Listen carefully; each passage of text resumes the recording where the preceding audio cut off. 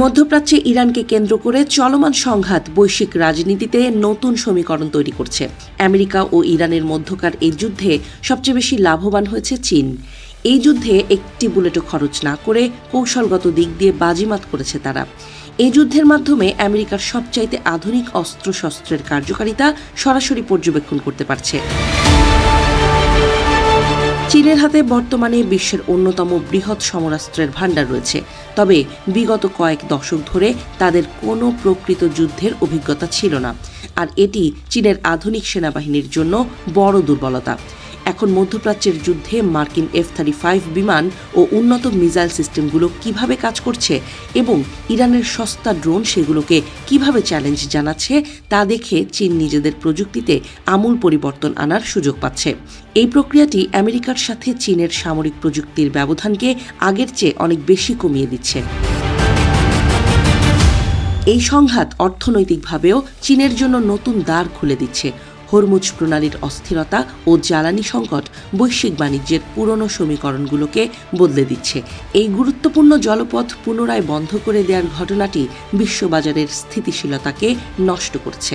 তবে এটি মধ্যপ্রাচ্যের দেশগুলোকে চীনের মতো পরাশক্তির ওপর আরও বেশি নির্ভরশীল করে তুলছে।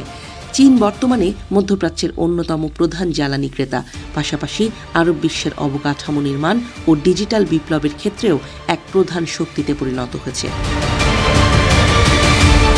আমেরিকার ক্রমাগত সামরিক ব্যস্ততা এবং অবরোধের নীতি মধ্যপ্রাচ্যে এক ধরনের শূন্যতা তৈরি করেছে, আর এই সুযোগে নিরবিচ্ছিন্ন বাণিজ্যের মাধ্যমে নিজেদের গুছিয়ে নিচ্ছে চীন।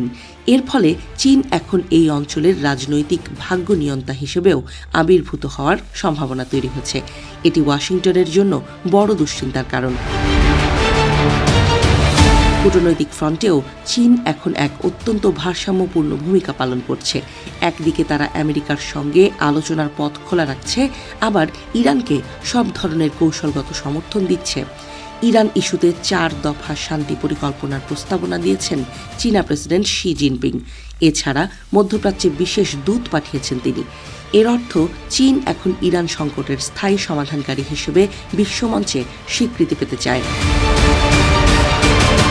এদিকে ইরান যুদ্ধে চীনের এই ভূমিকার কথা স্বীকার করেছেন মার্কিন প্রেসিডেন্ট ডোনাল্ড ট্রাম্প। চীন অত্যন্ত চতুরতার সঙ্গে এটিকে তাদের একটি বহুপাক্ষিক কূটনৈতিক সাফল্য হিসেবে প্রচার করছে।